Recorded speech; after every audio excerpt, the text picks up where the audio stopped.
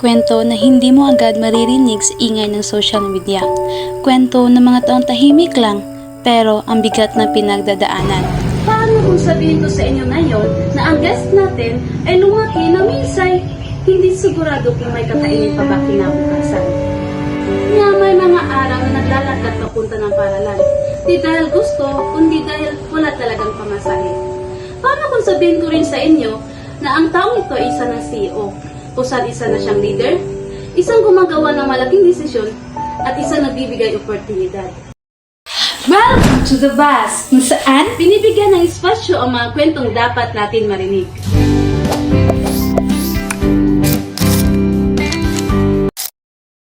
Kasama natin ngayon si Elle, isang CEO, isang leader at isang patunay na hindi lahat ng nagsimula sa wala ay doon nagtatapos. Elle, salamat sa paglalaan ng oras. Salamat din. Medyo emotional sa akin ang kwento na ito. Ngunit handa akong magbahagi. Kung bago tayo magsimula, kamusta ka naman ngayon? Okay naman. Kamusta naman yung business mo? Yung business ko, going smooth. Okay naman. Balikan natin yung simula, nung bata ka pa. Ano yung pinakauna mong maisip? Nung bata ako, simple lang, pero mahirap. Lumaki ako sa bahay na araw-araw iniisip kung paano magtatagal hanggang bukas. Walang luho, walang sobra. Minsan sapat, madalas kulang. Yung sinasabi natin kulang, anong unang pinakangalala? Pera ba?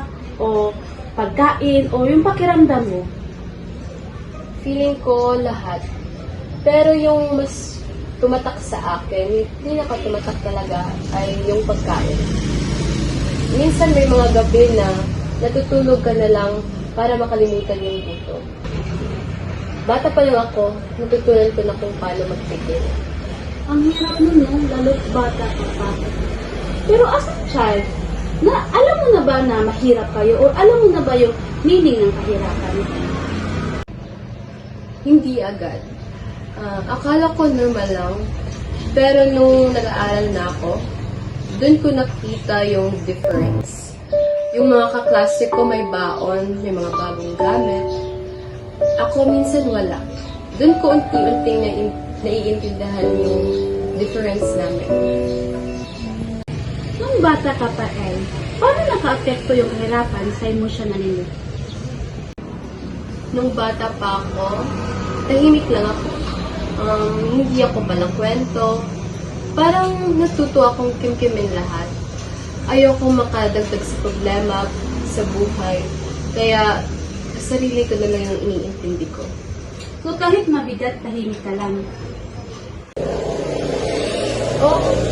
Kasi pakiramdam ko, wala rin namang mababago kahit na magsalita ako. Kaya, natuto na lang ako magtiis. May mga moment pa, El, na nahihiya ka na sa sitwasyon mo ngayon o noon. Marami. Lalo na sa school, kapag may mga bayarin o projects, alam mo yung feeling na gusto mo, pero hindi pwede. Yun yung mga panahon na yun. Sa lahat ng pinagdadaanan mo, ano yung masasabi mo nung low point ka na talaga? Yung pinaka-low point ko, siguro nung college ako. Yung mga panahon kailangan ko nung huminto ng pag-aaral. Hindi dahil sa ayoko, wala talagang pera eh. That time, I felt like my future was taken away from me. Ano yung pumasok sa isip mo? Pakiramdam ko noon, wala na talaga akong pag-asa. Na ganito na lang yung estado ko sa buhay, na wala nang mangyayari, ganito na lang ako.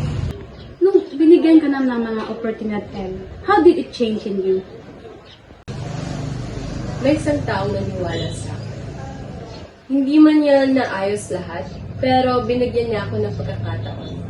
Siguro maliit para sa iba, pero para sa akin, malaking bagay niya. Nagbago yung tingin ko sa sarili ko. Doon ko naisip na baka may simple pa pala ako, na baka pwede pa pala akong umangat. Ngayong isa ka na CEO, El, kailan mo na-realize na ang layo mo na pala narating? Isang araw, habang pupunta ko sa trabaho, tapos nagmamanage. Bigla kong naalala yung batang ako. Yung batang walang pambili ng notebook. Tapos doon ko na-realize na ang layo na pala ng narating ko. L, how your past shaped on you right now and lead the people? Siguro sa point na I became more compassionate.